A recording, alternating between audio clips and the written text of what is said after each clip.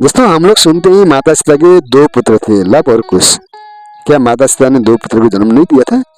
एक ही पुत्र को जन्म दिया था। आइए जानते हैं सच के बारे में, आप लोग इसमें बने रहें। रामायण की कई कथा के अनुसार संस्करण में उपलब्ध है, लेकिन इन सब में महर्षि वाल्मीकि द्वारा रची गई रामायण में ही सबसे प्राचीन और विश्वसनीय मानी जाती है। राम सीता के जीवन पर कई तरह के महाकाव्य ग्रंथ और उपग्रंथों की रचना की गई, लेकिन वाल्मीकि ऋषि द्वारा रचित वाल्मीकि रामायण को ही रामायण का सबसे बड़ा या पुराना मूल्य संस्करण माना जाता है। रामायण के कई संस्करण और सबसे वाल्मीकि रामायण के कई तथ्य हैं, लेकिन कहानी रूप देने के लिए इनके कुछ प्रसंगों को बदल दिया गया है। इन सभी ग्रंथों में राम सीता के मिलन से लेकर वनवास और रावण के अंत की कथा अवश्य होती है, लेकिन इसके बीच में कई सारी ऐसी कहानियां जोड़ दी गई है जिनके कोई प्रमाण नहीं मिलता है। कथा में वर्णन है कि वनवास में वापस अयोध्या आने के बाद श्री राम और सीता को पहली बार पता चला कि वे माता पिता बनने वाले हैं। सीता के गर्भवती होने की सूचना मिलने पर पूरे महल में खुशियों का माहौल फैल गया।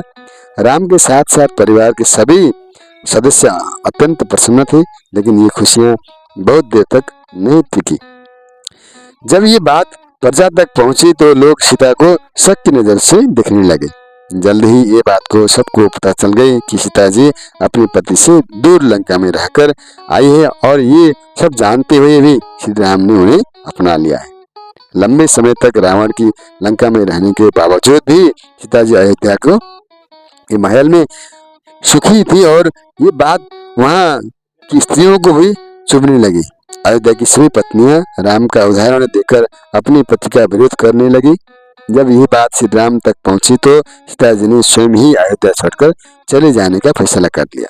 लक्ष्मण सीता को जंगल तक छोड़कर आए, जहां महर्षि वाल्मीकि आकर हैं। इस समय सीता जी गर्भवती थी, लेकिन प्रजा का ध्यान रखते हुए सीता के ने एक आम सन्यासी बनने का निर्णय लिया। महर्षि वाल्मीकि ने सीता को अयोध्या की सभी बातें भुलाकर एक सामान्य जीवन व्यतीत करने की सलाह दी। कुछ महीने गुरुजनों के बाद आखिर वो समय ही आ गया जब सीता जी एक संतान को जन्म देने वाली थी। इस बीच ना उन्हें अयोध्या से का साथ किसी प्रकार से कोई संपर्क साधने का प्रयास किया, और न ही वहां से वाल्मीकि आश्रम में कोई संदेश आया। कहा जाता है कि सीता जी के अयोध्या छोड़ देने के बाद राम अंदर से बहुत ही दुखी हो रहने लगे थे। उन्होंने अपना राज्य अच्छे से संभाला, लेकिन सीता का याद उनका पीछा नहीं छोड़ रहा था। उन्होंने अपना पूरा जीवन प्रजा को समर्पित कर दिया। सीता को याद में श्री राम वहीं पर ही सोते थे। कुछ दिन बीतने के बाद वाल्मीकि आश्रम में नन्हे बच्चे की किलकारी गूंज उठी।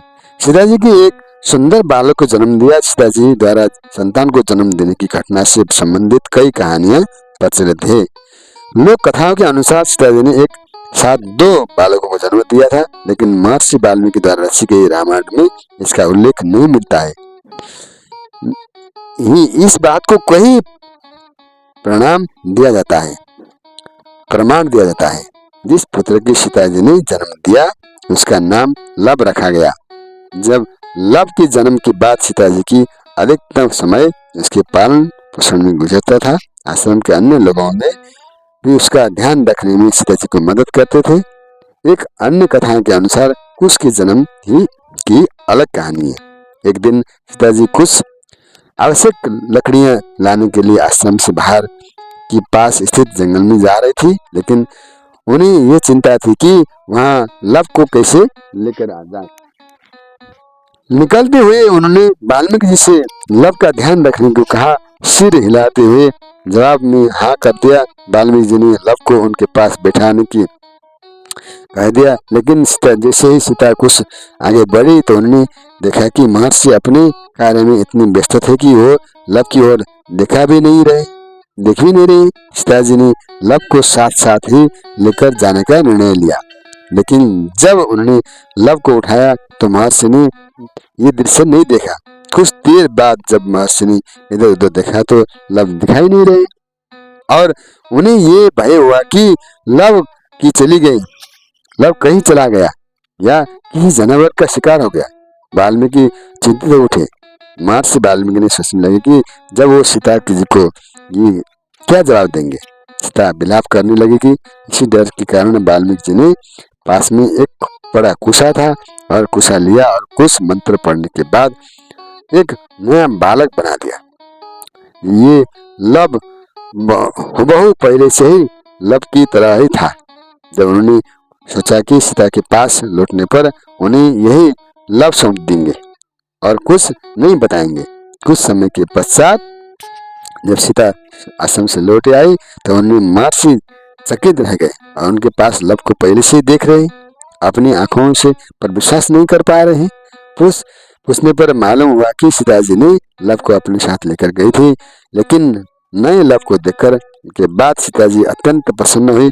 कुशा के कारण जन्म होने के वजह से उसका नाम कुशा रखा गया और वो श्री राम और सीता जी के दूसरी संतान के रूप में जनाया गया है।